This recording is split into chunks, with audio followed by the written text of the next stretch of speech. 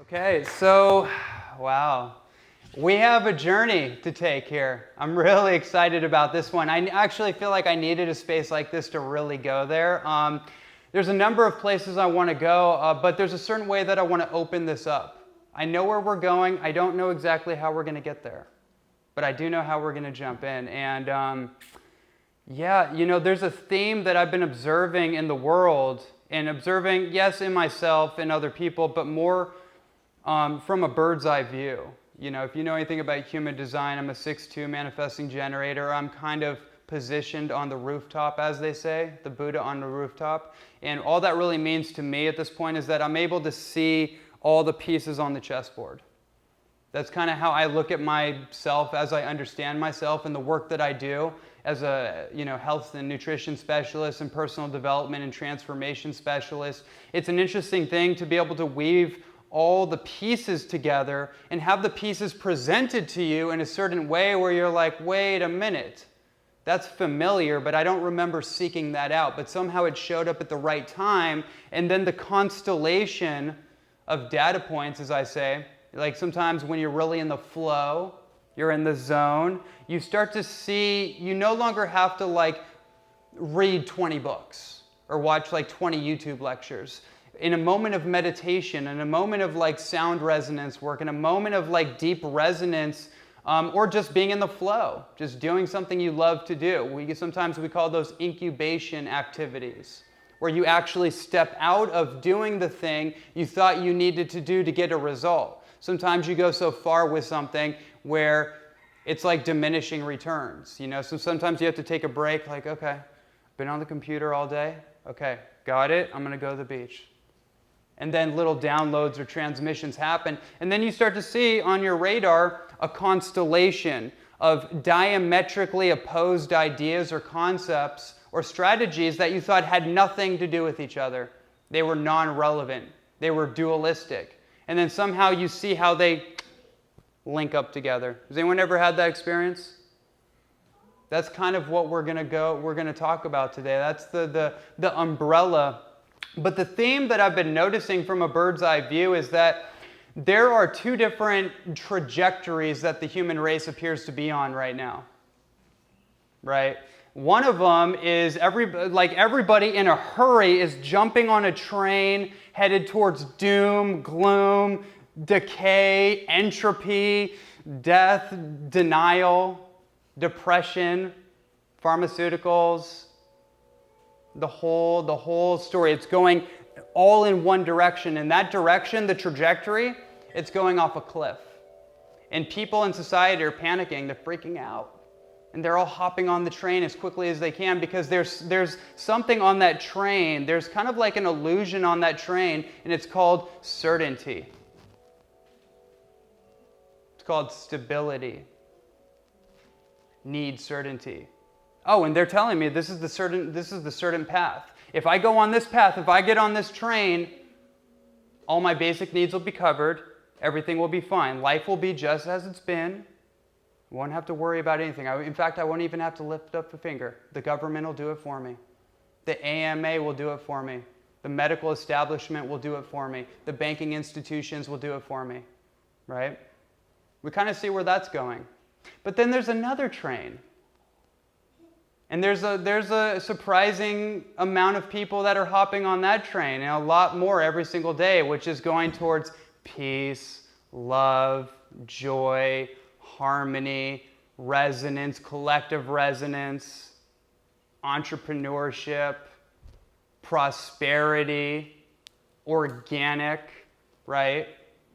And good times in abundance for everybody and all sentient creatures. Culture of death, culture of life. Two very different opposing directions, but somehow they're kind of cascading in the same space. They're going in different directions, but they exist in the same space, right? Interesting thing when I think about that, there's an interesting quote that I pulled out of a book, The Tale of Two Cities. Does anyone remember that book? Charles Dickens, right? When you open the book, what's the quote when you open the book? Does anyone remember? It was the best It was the best of times. It was the worst of times at all times. So this is nothing new, right? It's just been repackaged in the 21st century. I started to, as I played with that idea, I started to think about this other idea of imaginal cells. Anyone heard that term, imaginal cells? So this idea of the caterpillar, right, and the metamorphic process that takes place. From a caterpillar evolving into a butterfly, right? Has anyone actually studied that whole process to see how that happens? It's fascinating, right? The biology of it, where basically this caterpillar is this like organism that roams around, eats 300 times its body weight, basically is just like whatever, it's a consuming organism, right? Whatever it can, more than it needs, by the way. And then eventually it gets to this point where it gets stuck. And then it goes into this cocoon phase, into the hard chrysalis shell. What's interesting when you study the science of it, the chrysalis is this hard shell that dissolves the phenotype or the structure of the caterpillar. So the caterpillar dissolves into this like goopy material. And so you think, oh, well, that's too bad for the caterpillar. It's gone. It's decayed. It's dead. It's done, right? Interesting, though. Something is born out of that. A butterfly. And when you study the biology of it, you can study Bruce Lipton, talks a lot about this. Many other people are talking about this too. Imaginal cells. There actually are cells that are programmed for evolution. And in order for those imaginal cells to evolve or to progress, they have to go against the immune system. They have to go against all the, I guess you could say the best way to simplify it, they have to evolve out of the caterpillar qualities.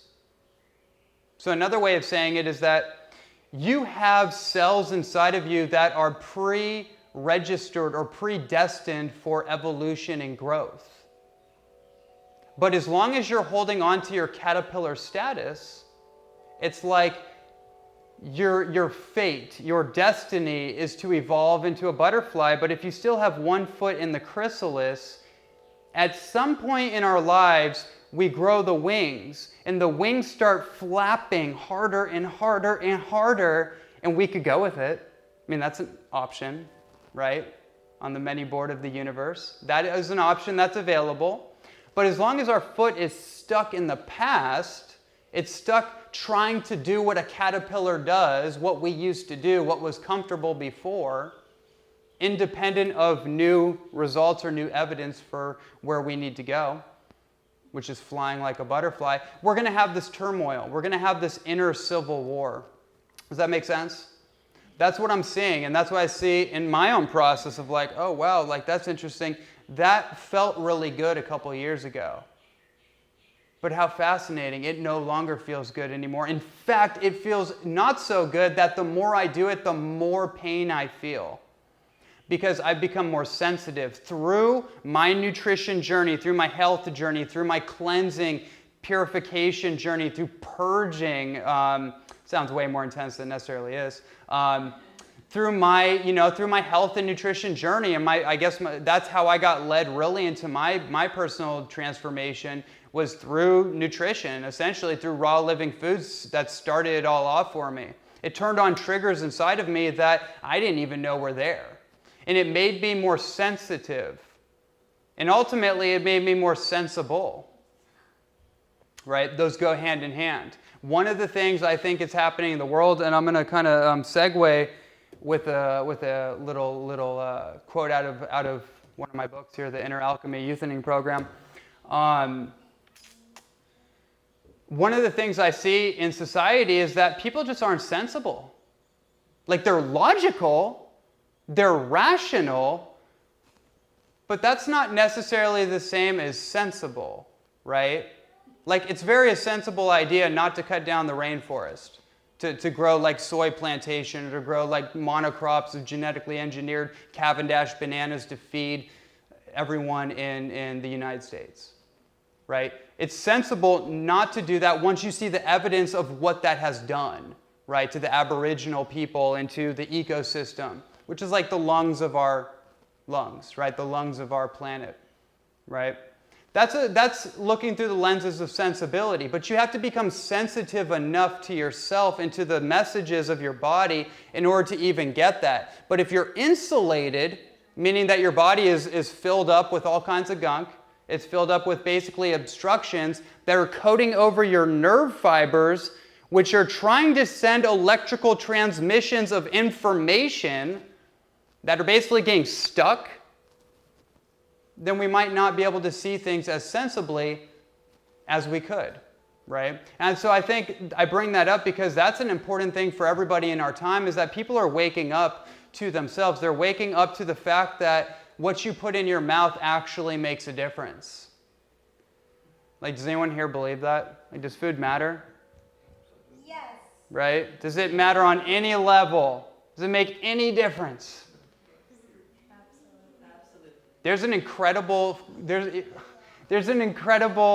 phrase that comes out of Vedic text, the Sanskrit language, which is the subtle energies of your food become your mind. The subtle energies of your food become your mind. Robert, do we have one of those Curlian photography images we can throw up there real quick? I love Robert because I love to be in flow. And he's one of the only people that does what he does where I can totally be in flow. I don't even know what's going on up here, but it's for your edutainment. So let's skip to one of the food ones and go right to the point. Okay, awesome. Look at this. So over the last 5 years, by the way, I've given over 200 lectures on raw food and superfoods and herbs and all of it, right? Everything we're going to get into. And I always lead the visual lectures with this example because it's like, this is where the rubber meets the road, right? I could be ranting all day up here about blueberries till I'm blue in the face. And I might just do that at some point. But in order to see it, you can believe it, right? Curlian photography is a type of technology that was created in the 1930s by a man named Samuel Curlian. And it was actually smuggled out of the Soviet Union.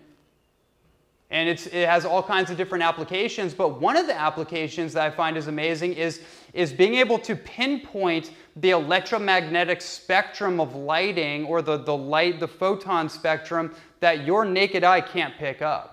Are you guys aware that our eyes can't, there's a certain bandwidth of light or color spectrum that our eyes just don't pick up, right? Like insects or dogs or something, they see different colors, they see different bands on that color wheel. So this is absolutely amazing. This is an orange right here, if you didn't catch that. This is an orange. Now, what is going on here? What is all that coming off it? There's different perspectives on that. Essentially, to me, and all the research I've ever done on this, I've come to a place where I'm like, oh, that's basically a mineralized food. That's basically what that is. That's a food that's got a lot of minerals in it, and it's got a lot of light frequency, right? The process of photosynthesis, transmitting the photons from the sun into a plant which encapsulates and contains photon energy or light energy. Make sense? Right? So when you eat living plant food, especially fruits and vegetables, as close to where you pick it, you're essentially donating light frequencies to yourself. The subtle energies of your food. Right? And so these are emissions of light frequency, or the aura, or whatever you want to call it, right? But it doesn't even matter what you call it. The funny thing is, all you need to do is see it, and then take a step further and eat it. And then you get the whole download. That's how we're going back to folk technology, folk wisdom, right? You just put it in your mouth and you see what happens. That's what I love about this.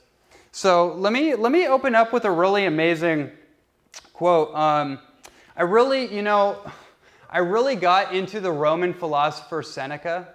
And I got deep into Stoic wisdom, and because it matched my upbringing. I basically was raised with, I guess you could call it, old school values, as an athlete and now as an entrepreneur. It's so funny because I've moved through a lot of what I would consider like new age stuff to try to figure out, okay, what actually is applicable though? What actually helps me function? How can I take something that is philosophical or theoretical and get a result out of it? Like, how do I do that? And I was like, oh, it's just like what my grandmother used to tell me. Respect, honesty, integrity, discipline, hard work. These things are like, no, hard work? What? Whoa. That sounds hard. It's like, yeah, it's part of it though. But if you start to do what you love and work really hard at it, whoa, what a recipe for success that is. So I started getting into Stoic wisdom, and some interesting things came out of that. Seneca had a really amazing quote. He has an incredible book that I recommend. It's 2,000 years old, but I recommend that you all check it out. Very small book. It's called Seneca on the Shortness of Life. Amazing quote I'll never forget. In all our desires, we act, or no, let me rephrase that. In all that we fear, we act mortal. But in all that we desire, we act immortal. Let me say that one more time. In all that we fear, we act mortal. So when taxes come, oh, okay, we better get on that, right? Because there's a fear element to it. There's a consequence. And it's not a consequence of your own. It's a consequence, oh, them over there, the institutions, whatever, they're going to get me. There's going to be some kind of societal consequence if I don't do my taxes, right?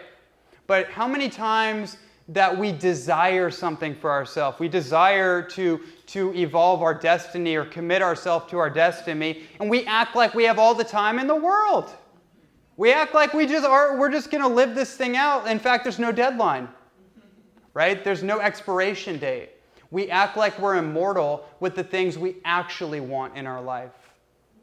Whoa, that brought up a whole few things for me. One of them, really interesting, is that every major civilization starts and ends pretty much the same way. When I got this, I got a whole lot.